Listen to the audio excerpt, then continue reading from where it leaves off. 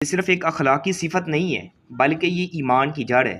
روح کی روشنی ہے اور انسان کی باطنی پاکیزگی کا آئینہ ہے۔ آج کی دنیا میں جہاں شرم و حیا کو کمزوری سمجھا جاتا ہے، وہاں نبی اکرم صلی اللہ علیہ وسلم کا یہ فرمان ہمیں ایک ایسا اصول عطا کرتا ہے جو انسان کو ہر حال میں وقار اور ذمہ داری کا ساتھ جینے کا سلیقہ سکھاتا ہے۔ اذا لم تستحی فاصنع ما شئت، اگر تم میں حیا نہ ہو تو تم جو چاہو کرو۔ یعنی حیا ہی وہ دروازہ ہے جو گناہوں سے روکتا ہے، اور جب یہ دروازہ ٹوٹ جائے تو انسان کسی بھی پستی میں گر سکتا ہے۔ تو ہم اس حدیث کے آئینے میں اپنے رویے، نگاہ، گفتگو، لباس، سوشل میڈیا، معاملات اور تنہائی کے لمحات کو پرکھیں اور دیکھیں گے کیا ہم واقعی مثالی مسلمان کے حیا والے معیار پر پورا اترتے ہیں۔ تو سب سے پہلے ہم حدیث کا ترجمہ دیکھیں گے، پھر اس کی ہم تشریح اور تفسیر دیکھیں گے۔ بسم اللہ الرحمن الرحیم۔ الحدیث العشرون، 20ویں حدیث ہے۔ عن ابی مسعود عقبۃ بن عمرو والانصاری البدری رضی اللہ عنہ قال قال رسول اللہ صلی اللہ علیہ وآلہ وسلم۔ سیدنا ابو مسعود عقبہ بن عمر انصاری بدری رضی اللہ تعالیٰ عنہ سے روایت ہے کہ رسول اللہ صلی اللہ علیہ وآلہ وسلم نے ارشاد فرمایا، ان مما ادرک الناس من کلام النبوۃ الاولی، سابقہ نبوت کے کلام میں سے جو بات لوگوں تک پہنچی ہے اس میں ایک یہ بھی ہے، اذا لم تستحی فاصنع ما شئت، کہ جب حیا ختم ہو جائے تو تم جو چاہو کرو۔ رواہ البخاری، اس کو امام بخاری نے روایت کیا ہے۔ تو یہ ایک انتہائی اہم حدیث ہے، یعنی حیا ایک ایسا اعلیٰ اخلاقی جوہر ہے جس کے فضائل پچھلی شریعتوں میں بھی بیان کیے گئے ہیں، یعنی پچھلی شریعتوں میں بھی جو ہیں اس کے اخلاقی فضائل جو ہیں وہ بیان کیے گئے تھے۔ در حقیقت وہ ایک ایسی ملکوتی صفت ہے جو انسان کو برائیوں سے روکتی ہے، حقداروں کے حقوق کی ادائیگی میں کوتاہی سے بچاتی ہے اور شریفانہ اطوار کو اپنانے پر آمادہ کرتی ہے۔ لیکن وہ شرم جو انسان کو برائیوں سے نہ روکے بلکہ واجبات کی ادائیگی سے روک دے تو وہ قابل تعریف نہیں ہے بلکہ قابل مذمت ہے۔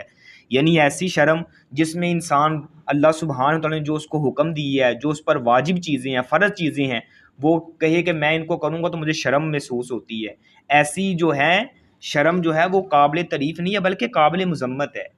قابل مذمت ہے۔ کیونکہ اللہ سبحانہ و تعالیٰ نے جو اس کو حکم دیا ہے جن کاموں کو کرنے کا، اس میں جو اللہ انسان کو جو ہے وہ شرم محسوس نہیں کرنی چاہیے۔ بعض اوقات ایسے بھی ہوتا ہے نا، یعنی کسی کو کہتے ہیں نا، وہ ایک شخص تھا نا، وہ ہماری مسجد میں ایک نمازی تھا، تو اس کو جو ہے وہ ہمارے ایک قاری صاحب تھے، قاری عبد الرحمن طیب صاحب حافظہ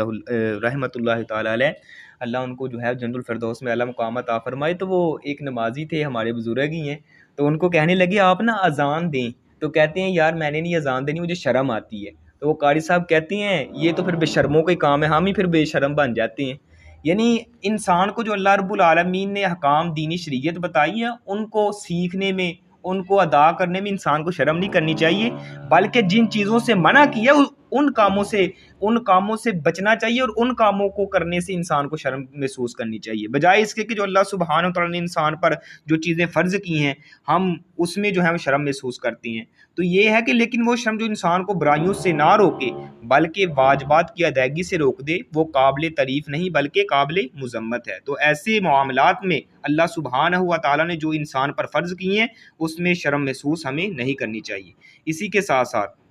حیا کی تعریف میں بہت سی احادیث آئی ہیں، یعنی حیا کی تعریف میں بے شمار حدیثیں آتی ہیں۔ حیا ایمان کی جو ہے وہ ایک شاخ ہے، یہ بھی ہے، اور نیز نبی علیہ الصلوۃ والسلام نے ایک جگہ پہ یہ بھی فرمایا ہے حیا خیر ہی ہے اور خیر ہی ہے اور اس کا انجام بھی خیر ہی ہوتا ہے۔ یعنی حیا خیر ہے اور اس کا انجام بھی جو ہے وہ بھی خیر ہی ہے۔ اس حدیث کا مطلب دو طرح ہو سکتا ہے، ایک تو یہ کہ جو کام تم کرنا چاہتے ہو اسے دیکھو، اگر وہ ایسا نہ ہو جس سے شرم کی جائے تو اسے کر ڈالو، اور اگر وہ ایسا کام ہے جس سے شرم آتی ہے تو اسے چھوڑ دو، اور مخلوق کی پرواہ نہ کرو کہ دنیا والے کیا کہیں گے۔ یعنی ایسا کام اگر آپ کرنا چاہتے ہیں، آپ کو محسوس ہوتا ہے کہ اس میں آپ کو شرم آ رہی ہے، یعنی تو پھر آپ اس کام کو چھوڑ دو، اور اگر وہ ایسا کام ہے جس سے شرم آتی ہے تو اسے چھوڑ دو اور مخلوق کی پرواہ نہ کرو، کیونکہ اللہ سبحانہ و تعالیٰ کے احکام، معاملات، حقوق کی ادائیگی میں انسان کو شرم نہیں کرنی چاہیے، چاہے دنیا والے جو مرضی کہتے پھریں۔ دوسرا مطلب یہ ہے کہ انسان کو جب شرم نہیں ہوتی تو نہایت بے پرواہی سے جو چاہتا ہے وہ کرتا ہے، کیونکہ برائیوں سے روکنے والی چیز جو ہے وہ حیا ہی ہے۔ جب وہی ختم ہو جائے تو برائی کر ڈالنے کے سارے اسباب مہیا ہو جاتے ہیں۔ یعنی انسان کے اندر سے جب یہ حیا شرم ختم ہو جائے نا، اس کے لیے گناہ کرنا آسان ہو جاتا ہے، کیونکہ وہ بے شرم بن جاتا ہے نا۔ تو جب انسان کے اندر سے حیا اور شرم ختم ہو جائے تو پھر وہ جی چاہتا ہے جو چاہتا ہے وہ کرتا جائے، اس کی اللہ سبحانہ تعالیٰ کو کوئی پرواہ نہیں ہے۔ نبی علیہ الصلوۃ والسلام نے ایک شخص کو دیکھا، وہ اپنے بھائی کو تلقین کر رہا تھا، یار آپ ایسے شرم کرتے رہتے ہو تمام معاملات میں۔ تو نبی علیہ الصلوۃ والسلام نے جب سنا تو آپ علیہ الصلوۃ والسلام نے فرمایا بھائی اسے چھوڑ دو، اس کو ایسی وصیت اور نصیحت نہ کرو۔ حیا جو ہے وہ ایمان کا حصہ ہے، اس کو حیا کرنی چاہیے، دین کے اندر جو ہے وہ حیا کرنی چاہیے۔ یعنی آپ علیہ الصلوۃ والسلام نے اس کو منع فرمایا کہ تم کیوں اس کو منع کر رہا ہے۔ اور ایک نبی علیہ الصلوۃ والسلام کی حدیث ہے، الحیاء والایمان قرنا جمیعا فاذا رفع احدهما رفع الاخر۔ حیا اور ایمان دونوں اکٹھے ملی ہوئے ہیں، اگر ان میں سے ایک بھی چلا جائے نا دوسرا خود بخود چلا جاتا ہے۔ اگر انسان سے حیا چلا جائے تو ایمان خود بخود چلا جاتا ہے، اگر ایمان چلا جائے، اگر انسان کے اندر ایمان ہی نہیں ہے تو اس میں حیا بھی موجود نہیں ہے۔ اس لیے الحیاء والایمان قرنا جمیعا فاذا رفع احدهما رفع الاخر، حیا اور ایمان دونوں ملے ہوئے ہیں، اگر ان دونوں میں سے ایک بھی چلا جائے دوسرا خود بخود چلا جاتا ہے۔ اگر انسان کے اندر حیا ہے لیکن ایمان نہیں ہے تو سمجھ لو کہ پھر بھی وہ قابل قبول نہیں۔ اگر ایمان ہے حیا نہیں ہے تو وہ وہاں پہ رہ ہی نہیں سکتا، ایمان وہاں پہ رہ ہی نہیں سکتا جہاں پہ حیا نہ ہو۔ اس لیے انسان کو چاہیے کہ ہر حال میں جہاں بھی ہو وہ اللہ کے معاملات سے ڈرنا چاہیے۔ آپ علیہ الصلوۃ والسلام اتنے حیا دار تھے، اتنے حیا دار تھے، نبی علیہ الصلوۃ والسلام کے متعلق آتا ہے آپ علیہ الصلوۃ والسلام ایک پردے میں بیٹھی ہوئی کنواری جو لڑکی ہے اس سے بھی زیادہ با حیا تھے، حیا والے تھے، اس سے بھی زیادہ حیا کرنے والے تھے، اتنے حیا دار تھے آپ علیہ الصلوۃ والسلام۔ اور نبی علیہ الصلوۃ والسلام کے صحابہ کرام رضوان اللہ مجمعین اتنے حیا دار۔ حضرت عثمان غنی رضی اللہ تعالیٰ عنہ کے متعلق آتا ہے، ماں عائشہ صدیقہ رضی اللہ تعالیٰ عنہ فرماتی ہیں ایک دن میں اپنے حجرے میں تشریف فرما ہوں، آپ علیہ الصلوۃ والسلام بھی لیٹے ہوئے ہیں، تو تھوڑی دیر کے بعد سیدنا ابوبکر صدیق رضی اللہ تعالیٰ عنہ آتے ہیں، آپ علیہ الصلوۃ والسلام لیٹے ہوئے ہیں اور آپ کی ران مبارک جو ہے اس سے کپڑا ہٹا ہوا ہے، آپ اپنے معمول کے مطابق لیٹے رہتے ہیں، اور جو آپ علیہ الصلوۃ والسلام کی وہ پنڈلی وغیرہ یا ران مبارک ننگی تھی وہ بھی ویسے ہی پہلی والی کیفیت میں رہتی ہے۔ تھوڑی دیر بعد جو ہے حضرت عمر فاروق رضی اللہ تعالیٰ عنہ نے اجازت مانگی اندر آنے کی، ان کو بھی اجازت ملتی ہے، تو نبی علیہ الصلوۃ والسلام اپنی حالت میں لیٹے رہتے ہیں، اور جو وہ ران مبارک ہے پنڈلی مبارک ہے وہ بھی جو ہے اس سے کپڑا ہٹا ہوا ہے، آپ علیہ الصلوۃ والسلام ویسے ہی لیٹے ہوئے ہیں۔ لیکن تھوڑی دیر بعد پھر دستک ہوتی ہے، دیکھا جاتا ہے، فرمایا حضرت عثمان غنی رضی اللہ تعالیٰ عنہ اجازت مانگ رہے ہیں، ان کو جب اندر آنے کی اجازت ملتی ہے تو آپ علیہ الصلوۃ والسلام سیدھا ہو کے بھی بیٹھ جاتی ہیں اور اپنی جو ران مبارک ہے اپنی پنڈلی ہے اس کو بھی جو ہے وہ ڈانک لیتی ہیں۔ تو جب یہ سارے اٹھ کے چلے جاتے ہیں اپنے وہ باتوں سے، یعنی باتیں وغیرہ ختم ہوتی ہیں چلے جاتی ہیں، تو ماں جی عائشہ صدیقہ رضی اللہ تعالیٰ عنہ نبی علیہ الصلوۃ والسلام جناب محمد رسول اللہ صلی اللہ علیہ وسلم سے پوچھتی ہیں، یا رسول اللہ صلی اللہ علیہ وسلم میرے والد حضرت ابوبکر صدیق رضی اللہ تعالیٰ عنہ آئے، آپ اپنی پہلی حالت میں لیٹے رہے اور آپ کی پنڈلی مبارک بھی ویسے رہی، پھر حضرت عمر فاروق رضی اللہ تعالیٰ عنہ آتے ہیں، آپ اپنی حالت میں لیٹے رہتے ہیں اور پنڈلی مبارک بھی ویسے رہتی ہے، لیکن جب سیدنا عثمان غنی رضی اللہ تعالیٰ عنہ آتے ہیں آپ اٹھ کے بھی بیٹھ جاتے ہیں اور اپنی وہ ران مبارک اپنی پنڈلی مبارک بھی جو ہے وہ ڈانک لیتے ہیں۔ تو آپ علیہ الصلوۃ والسلام نے فرمایا الا استحی من رجل تستحی منہ الملائکہ، اے عائشہ کیا میں اس بندے سے حیا نہ کروں، کیا میں اس آدمی سے حیا نہ کروں جس سے حیا جو ہے وہ آسمان کے پاک بات فرشتے بھی کرتے ہیں۔ یعنی حضرت عثمان غنی رضی اللہ تعالیٰ عنہ اتنے حیا دار تھے، اتنے حیا دار تھے جن کا حیا آسمان کے پاک بات فرشتے بھی کرتے تھے، اس لیے ہمیں بھی حیا کرنا چاہیے۔ حضرت انس رضی اللہ تعالیٰ عنہ فرماتے ہیں کہ نبی کریم صلی اللہ علیہ وسلم کے زمانے میں بچوں کو بھی حیا کی تعلیم دیا کرتے تھے، جیسے ہم قرآن سکھاتے تھے، یعنی جیسے ہم ایک دوسرے کو قرآن سکھاتے ہیں نا ایسے ہی ہم حیا کی تعلیم بھی دیا کرتے تھے، ان کے اندر ایسی چیزوں کو اجاگر کیا جائے کہ جو معاشرے میں جو زندگی کے اندر بندہ انسان زندگی گزارتا ہے، معاملات پیش آتے ہیں، اس میں جو ہے وہ ایک مثالی مسلمان جو ہے، ایک مثالی والدین ہے، وہ اپنے اولاد کی بھی جو ہے وہ تربیت کرتا ہے حیا کے حوالے سے کہ ان میں کیسا اٹھنا بیٹھنا چلنا پھرنا، لباس، ان کی گفتگو، ان کا انداز، ان کا رویہ، ان کا اخلاق کیسا ہونا چاہیے، ان میں بھی حیا ہونا چاہیے۔ یہ تمام چیزیں جو ہے نبی علیہ الصلوۃ والسلام کی ہمیں سیرت سے ملتی ہیں، اور نبی علیہ الصلوۃ والسلام کی گفتار میں بھی حیا، آپ علیہ الصلوۃ والسلام کے انداز میں بھی حیا، آپ اتنے با حیا تھے، اور نبی علیہ الصلوۃ والسلام جناب محمد رسول اللہ صلی اللہ علیہ وسلم اتنے حیا دار تھے، اور آپ علیہ الصلوۃ والسلام نے فرمایا الحیاء شعبۃ من الایمان، فرمایا ایمان کے 70 سے زائد شعبے ہیں اور حیا بھی جو ہے وہ ایمان کا ایک شعبہ ہے۔ اور ایک جگہ پہ آپ علیہ الصلوۃ والسلام فرماتے ہیں الحیاء لا یاتی الا بخیر، نبی کریم نے فرمایا حیا صرف بلائی ہی لاتی ہے، جس بندے میں حیا ہے تو وہ جو ہے وہ آپ کے لیے حیا ہی لے کے آئے گا، آپ کے لیے جو ہے وہ بلائی لے کے آئے گا، آپ کے لیے اچھائی لے کے آئے گا۔ جس بندے میں حیا نہیں ہے تو وہ جو چاہے پھر کرتا پھرے، اس کو اللہ سبحانہ و تعالیٰ کوئی پرواہ نہیں، پھر اس کے لیے گناہ کرنے جو ہیں وہ آسان ہو جاتی ہیں۔ اللہ سبحانہ و تعالیٰ نے بے شمار مقامات پر جو ہے وہ ہمیں اس چیز سے آگاہ کیا ہے کہ انسان کے اندر حیا ہونا چاہیے۔ انسان کا حیا اس کی آنکھوں میں، اس کی گفتار میں، اس کے کردار میں، اس کے لباس میں، بلکہ تمام معاملات میں اس کو حیا کرنا چاہیے۔ اور نبی علیہ الصلوۃ والسلام پر جب اللہ سبحانہ نازل قرآن مجید کو نازل فرمایا، اس میں بے شمار مقامات ایسے ہیں جہاں پہ اللہ سبحانہ نے انسان کو حیا کرنے کا حکم دیا ہے، اور انسان کے معاملات میں حیا کا جو ہے وہ ہمیں سبق اور طریقہ اور جو ہے وہ ملتا ہے۔ تو یہ ہے کہ سورۃ نور کا اگر مطالعہ کیا جائے، اس میں جو ہیں وہ کیسے مسلمان مردوں کو اور مسلمان عورتوں کو جو ہیں وہ حیا کرنے کی تلقین کی گئی ہے۔ فرمایا نگاہیں نیچی رکھیں، شرمگاہوں کی حفاظت کرو، اپنے پردہ اختیار کرنے کا حکم مرد اور عورت دونوں کو ہے، یعنی اپنی آنکھیں عورتوں کو کہیں اپنی نگاہیں نیچی رکھیں، اور مردوں کو بھی کہیں، یعنی دونوں کو وہ حکم دیا گیا ہے۔ اور صحابہ کرام نبی صلی اللہ علیہ وسلم کے گھر جب آتے تو انہیں ادب، حیا اور پردے کا لحاظ رکھنے کا حکم دیا جاتا تھا، یعنی آپ علیہ الصلوۃ والسلام کا اگر کوئی ملنے آتا تو آپ علیہ الصلوۃ والسلام نے ان کی اس انداز سے ان کی تربیت کی تھی، ان کے اندر حیا تھا، ان کے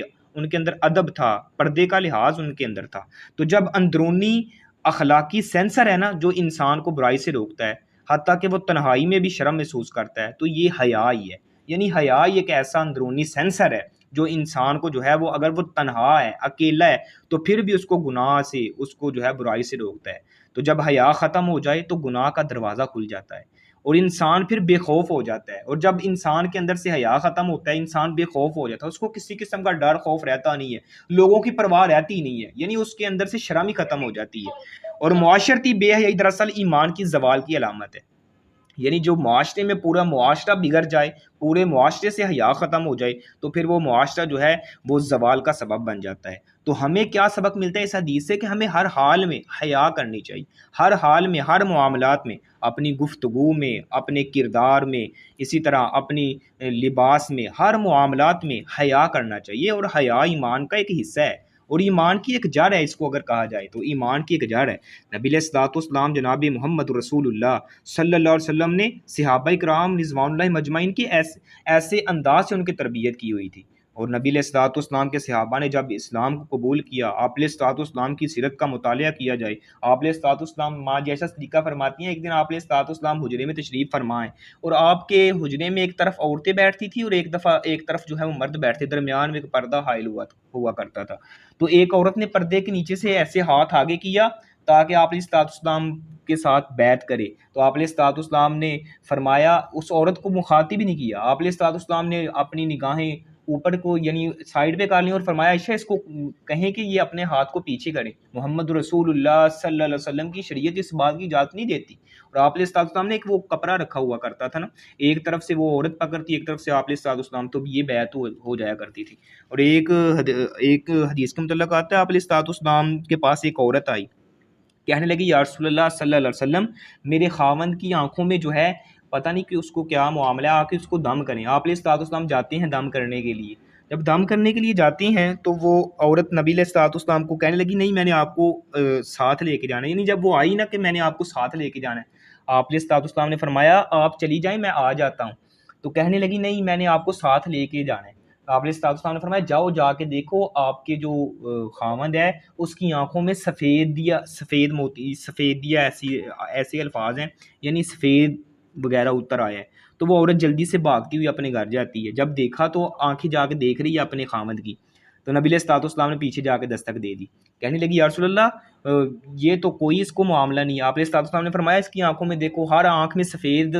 کلر کا وہ چیز ہے کہ نہیں، اس کی آنکھیں سفید ہیں کہ نہیں، ہر آنکھ میں جو ہے وہ سفید بھی ہوتا ہے اور کالا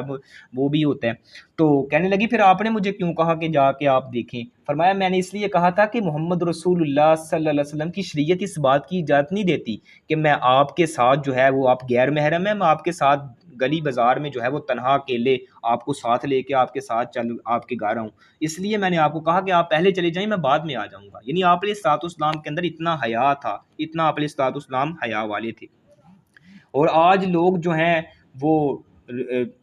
سوشل میڈیا کے آنے کے لیے کتنی بے حیائی والے معاملات کر رہے ہیں اور ایسے کام کر رہے ہیں جو دنیا میں بھی ذلت کا رسوائی اور کا سبب بنتے ہیں اور آخرت میں ذلت اور رسوائی کا سبب بنیں گے۔ انسان چاہتا ہے کہ میں جو ہے وہ لوگوں کی نظروں میں بڑا جو ہے ماڈل بن جاؤں گا، میں لوگوں کو فین فالوئنگ میری اتنی ہو جائے گی، اس طرح کے معاملات کرتا ہے۔ حالانکہ یہ ساری چیزیں جو ہیں یہ ادھر تک رہ جانی ہیں، آخرت میں اگر کوئی کامیابی کوئی اس کی لیے کامیابی کا سبب بننی ہے تو وہ یہی بننی ہے کہ انسان دنیا کے اندر رہ کے نبی علیہ الصلوۃ والسلام کی بتائی ہوئی شریعت کے مطابق زندگی بسر کرتا جائے۔ یہ چند دن پہلے آپ نے واقعہ سنا ہوگا، یہ کراچی کے اندر وہ ایک خاتون تھی شوبز انڈسٹری سے جس کا تعلق تھا، حمیرہ اصغر نامی، جس کی وہ پوری میڈیا وغیرہ پورا بھرا پڑا ہے اس کے حوالے سے۔ یعنی اور اب وہ پوسٹ مارٹم کی جو رپورٹ آئی ہے اس میں وہ 8 سے 10 ماہ کے پرانی لاش جو ہے وہ اس کی فلیٹ سے ملی ہے، اور اس کی لاش کو اگر دیکھا جائے تو اس کو کیڑے پڑے ہوئے ہیں، یعنی کیڑے اس کے جسم کو کھا رہے ہیں، ہڈیاں جو ہیں وہ ایسے بکھر رہی ہیں۔ اس کی تصویر دیکھنے کے لیے بندے کا یعنی اس کے دل میں ڈر اور خوف پیدا ہوتا ہے۔ اگر اس کا سوشل میڈیا پہ اکاؤنٹس دیکھے جائیں، لاکھوں اور ملین میں اس کے لائکس اور فالورز ہیں، لیکن کسی کو یہی نہیں پتا کہ ہماری ماڈل اور اس کے فالورز کو یہی نہیں پتا وہ کہاں ہے اور اس کے ساتھ کیا جو ہے وہ بیت رہی ہے۔ وہ جو ہے تقریباً 8-10 ماہ سے وہ فلیٹ میں پڑی ہوئی اس کو کیڑے کھا رہے ہیں اور اس کی لاش سے جو بدبو آ رہی ہے۔ تو یہ دنیا کی فین فالوئنگ کے لیے انسان اتنی بے حیا اور ماڈل بنتا ہے اور ایسا ایسا لباس پہنتا ہے، اس کو حقیقت بھول جاتی ہے کہ میں نے اس دنیا کو چھوڑ کے اللہ سبحانہ و تعالیٰ کی پاس بھی حاضر ہونا ہے اور اس کا میں نے جواب دینا ہے۔ اب وہ اس کا پھر بعد میں اس کی کوئی لاش لینے کے لیے تیار نہیں تھا۔ اب وہ 2-3 دن کے بعد جو ہے اس کے ورثہ وہ جاتے ہیں کراچی اور اس کو ریسیو کر کے آج لاہور میں اس کو جو ہے دفن کیا جاتا ہے۔ تو بتانا مقصود یہ ہے کہ انسان دنیا کی فین فالوئنگ کے لیے، دنیا کی نظروں میں جو ہے مشہور ہونے کے لیے ایسے کام اور بے حیائی کے معاملات کرتا چلا جاتا ہے جس سے وہ سمجھتا ہے کہ میں جو ہوں وہ دنیا کے اندر جو ہے میرا نام ہو جائے۔ یہ دنیا کے اندر نام ہو جانا یہ کسی کام کا نہیں ہے، یہ ہے کہ انسان کا اللہ کے ساتھ تعلق مضبوط ہو جائے۔ جب اللہ کے ساتھ اس کا تعلق مضبوط ہو جائے گا، اس کی قبر بھی جو ہے وہ جنت کا باغیچہ بن جائے گی اور آخرت بھی اس کے لیے جو ہے وہ فائدہ مند بن جائے گی۔ اس کے لیے جنت کے اندر اللہ سبحانہ و تعالیٰ نے ایسے جو ہیں وہ اللہ سبحانہ تعالیٰ نے اس کے لیے ایسے جو ہیں وہ معاملات اور محال تیار کی ہیں، یعنی جنت بھی باغیچہ بن گئی، دنیا کے اندر بھی اس کے لیے عزت اور آخرت کے لیے بھی عزت۔ اور آپ ان ٹک ٹاکر اور ان سوشل میڈیا اور جتنے بھی یہ شوبز انڈسٹری سے واپس ان لوگوں کے یہ نہ دیکھا کریں، ان کے پیسے نہ دیکھا کریں، ان کی دولت نہ دیکھا کریں، بلکہ ان کی موت کو دیکھا کریں۔ موت اگر کسی کی دیکھنی ہے نا، اگر کسی کا تعلق دیکھنا ہے جس کا تعلق اللہ کے ساتھ مضبوط ہو جائے، جنازے ان کے دیکھیں، ان کے معاملات دیکھیں، ان کی دنیا بھی دیکھیں، ان کی آخرت بھی دیکھیں۔ ان کی دنیا بھی اللہ سبحانہ وتعالیٰ بہتر بنا دیتا ہے، آخرت بھی بہتر بنا دیتا ہے۔ یعنی ایک عالم کے پاس کیا ہوتا ہے؟ اس کے پاس اللہ اور اس کے رسول کا یہ فرمان ہوتا ہے، اس کی بنا پر اس کو اتنی عزت ملتی ہے، یعنی اس کے ہزاروں اور اتنے بڑے جنازے ہوتے ہیں۔ کیوں ہوتے ہیں؟ ان کا تعلق اللہ کے ساتھ مضبوط ہوتا ہے، ان کے معاملات اللہ اور اس کے رسول پر پورا اترنے والے ہوتے ہیں، وہ اپنے معاملات کی حفاظت کرتے ہیں، آپ علیہ الصلوۃ والسلام کے فرامین کے مطابق زندگی بسر کرتے ہیں۔ اللہ سبحانہ و تعالیٰ کے فرمان کے مطابق فرمایا جس کے شخص کے جنازے میں 40 بندے مواحد جو ہیں وہ شرکت کرتے ہیں، اللہ ان کی سفارش قبول کر کے اس بندے کو بھی جو ہے وہ معاف فرما دیتا ہے، اس کو جنت میں داخل نصیب فرما دیتا ہے۔ تو یعنی جب علماء فوت ہوتے ہیں تو جنازے بھی ان کے دیکھنے والے ہیں، یعنی ایک نیک صفت انسان جب دنیا سے جائے گا، اللہ سبحانہ و تعالیٰ اس کے جنازے میں اپنے فرشتوں کا نزول فرما دیتے ہیں اور جنت میں اس کے لیے جو ہے محل تیار کر دیتے ہیں۔ اس لیے ان لوگوں کو دیکھ کے جو ہے رشک نہیں کرنا چاہیے، بلکہ رشک اس شخص پر جائز ہے جس کو اللہ سبحانہ وتعالیٰ نے قرآن دی ہے، وہ اس کو جو ہے رات کی گھڑیوں میں، دن کی گھڑیوں میں پڑھتا ہے، اس کے ساتھ اپنے دل کو لگاتا ہے، اللہ کے کلام کی تلاوت کرتا ہے، جیسے وہ سسٹر ذکر کر رہی تھی نا، اور دوسرا وہ جس کو اللہ نے مال و دولت دی ہے وہ اللہ کے راستے میں خرچ کرتا ہے۔ تو ان دونوں شخصوں پر جو ہے وہ رشک جائز ہے، باقی جو ہے کسی پر جو ہے وہ رشک جائز نہیں ہے۔ تو آج کی جو حدیث ہے وہ ہمیں جو ہے یہ سبق دے رہی ہے کہ ہمیں آئینہ دکھایا ہے کہ حیا ایمان کی شاخ نہیں ہے بلکہ اس کی جڑ ہے، اور جب جڑ ہی انسان کی سوکھ جائے تو کردار کا درخت خواہ کتنا ہی بلند کیوں نہ ہو وہ بالآخر وہ گرتا ضرور ہے۔ نبی اکرم صلی اللہ علیہ وسلم نے اس لیے فرمایا تھا الحیاء من الایمان، حیا ایک ایمان کا ایک شعبہ ہے۔ لیکن سوال یہ ہے کہ جب لباس بے حیائی کا ہو، گفتگو بے مروتی کی ہو، سوشل میڈیا پر تصویریں نمائش کا ذریعہ بن جائیں اور نگاہ حیا سے خالی ہو، تو کیا ہم ایمان کی روشنی سے جڑے رہ سکتے ہیں؟ آج جو یہ چند دن پہلے کراچی میں جو معاملہ ہوا ہے آپ کے سامنے ساتھ ڈسکس کیا، تو اس میں جو ہے وہ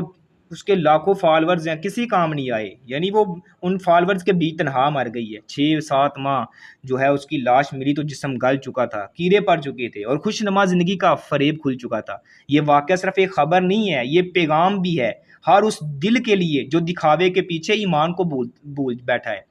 تو حیا صرف عورت کی زینت نہیں ہے، مرد کا بھی وقار ہے۔ حیا صرف لباس کا پردہ نہیں ہے، دل کا آئینہ بھی ہے۔ حیا صرف معاشرتی اصول نہیں ہے، ایمانی بقا کا ضامن بھی ہے۔ تو آئیں ہم اس حدیث جو ہے وہ ہمیں سکھاتی ہے کہ اگر تم حیا سے محروم ہو گئے تو تم کچھ بھی کر گزر سکتے ہو۔ اگر حیا تمہارے اندر زندہ ہے تو وہ تمہیں ہر غلطی کے کنارے سے پلٹا سکتا ہے، یعنی ہر وہ جو ہے برائی سے تمہیں روکنے کی کوشش کرتا ہے۔ اللہ تعالی ہمیں حیا، تقوی اور خالص ایمان کی